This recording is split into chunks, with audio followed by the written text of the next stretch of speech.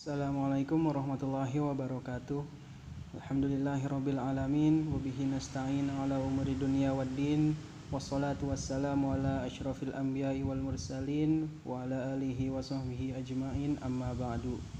Seperti yang bisa dilihat dari judul, kali ini saya akan membawakan kisah Nabi Yunus di dalam Islam. Karena Nabi Yunus juga ada kisahnya di dalam Injil.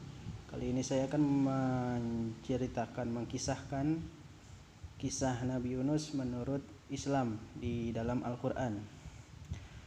Awalnya Nabi Yunus diutus oleh Allah untuk mendakwahkan agama Allah di suatu kaum di daerah Irak.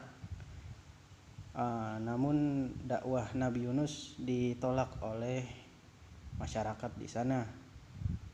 Oleh karena itu Nabi Yunus langsung meninggalkan mereka dan memperingati mereka akan azab Allah. Setelah meninggalkan kaum tersebut, maka muncul tanda-tanda akan azab tersebut. Lalu kaum tersebut langsung bertobat dan tobatnya diterima oleh Allah, sebagaimana yang diceritakan dalam Quran surah Yunus ayat 98. Falau kanat qaryatun amanat fanafa'aha imanuha illa qaumu Yunus lamma amanu kashafna anhum azabal hizyi fil hayatid dunya wa matta'nahum ila hin.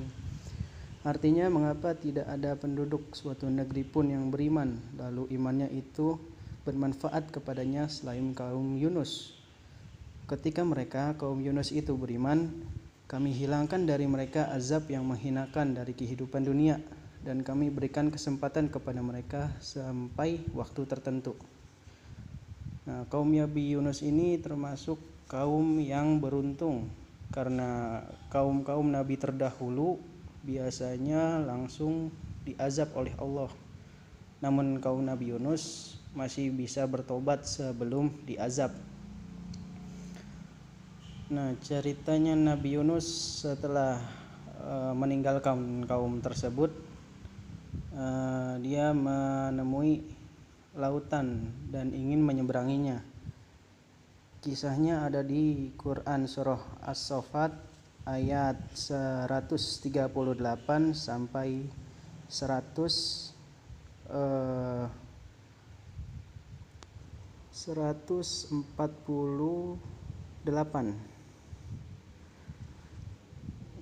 A'udzubillahi minasyaitonirrajim. Wa inna Yunusa laminal mursalin.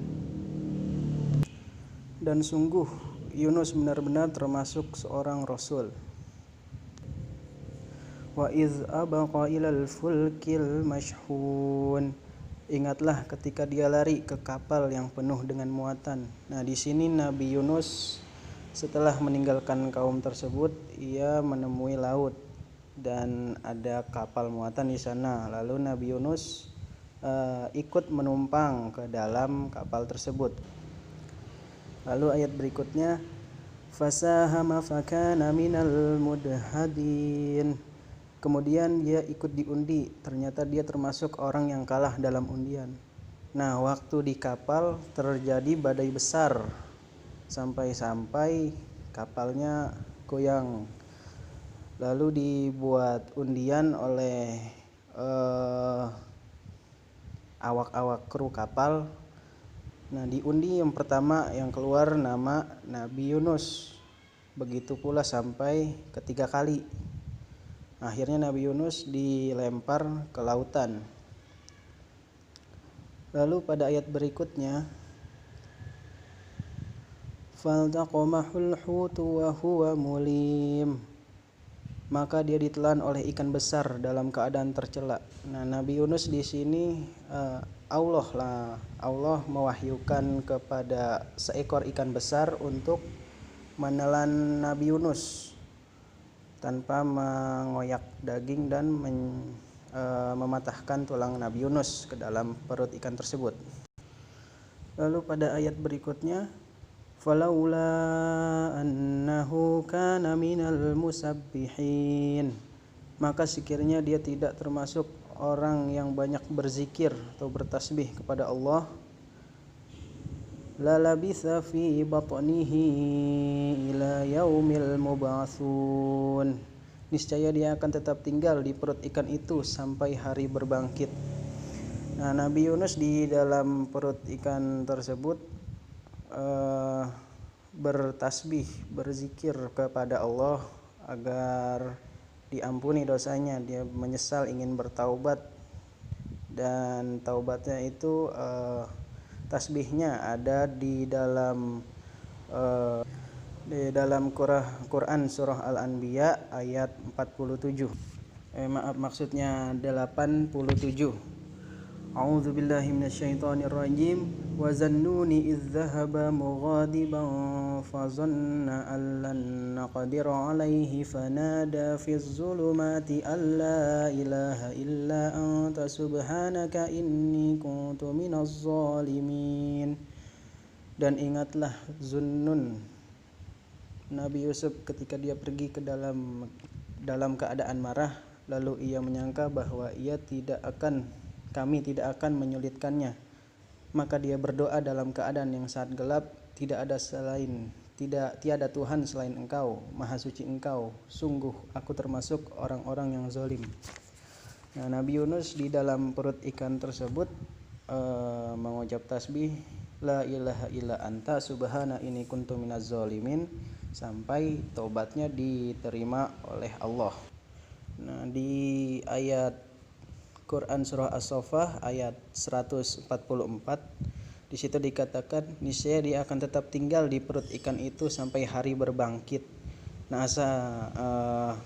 jika Nabi Yunus tidak bertasbih, berzikir, bertaubat kepada Allah, maka pasti karena di sini kalau tidak tapi Nabi Yunus bertasbih. Nah, kalau tidak Nabi Yunus masih ada di dalam perut ikan itu sampai hari kiamat. Nah, pada ayat berikutnya fanabaznahu bil ara'i wa huwa saqim. Kemudian kami lemparkan dia ke daratan yang tandus sedang ia dalam keadaan sakit. Nah, ada beberapa riwayat Nabi Yunus di dalam perut ikan itu dalam 3 hari 3 malam, ada juga yang meriwayatkan 7 hari, ada yang bahkan meriwayatkan 40 hari. Tapi waktu yang tepat wallahu a'lam. Nah, lalu Nabi Yunus saat dikeluarkan dari perut ikan tersebut ada di dataran yang tandus dalam keadaan sakit. Lalu ayat berikutnya fa'ambatna 'alaihi syajaratan min yaqtin. Kemudian untuk dia kami tumbuhkan sebatang pohon dari jenis labu. Untuk Nabi Yunus makan untuk menyehatkan badannya, Allah tumbuhkan sebatang pohon dari jenis labu di daratan tersebut, yang daratan tandus tadi. Lalu ayat berikutnya wa arsalnahu ila mi'ati alfin aw yazidun, dan kami utus dia kepada 100.000 orang atau lebih. Nah, 100.000 orang atau lebih itu kaum Nabi Yunus yang sudah bertaubat tadi. Allah menyuruh Nabi Yunus untuk pergi ke kaum itu lagi karena mereka sudah bertaubat dan ingin menerima ajarannya Nabi Yunus, yaitu bertauhid kepada Allah.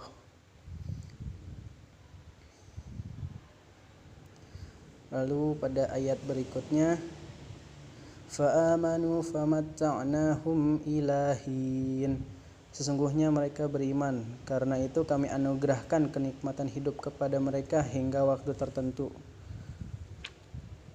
Jadi ibroh dari kisah Nabi Yunus ini, jika ingin bertaubat maka bertaubatlah karena Allah Maha Pengasih sebelum terlambat ya bertaubatnya. Jangan kayak Fir'aun, udah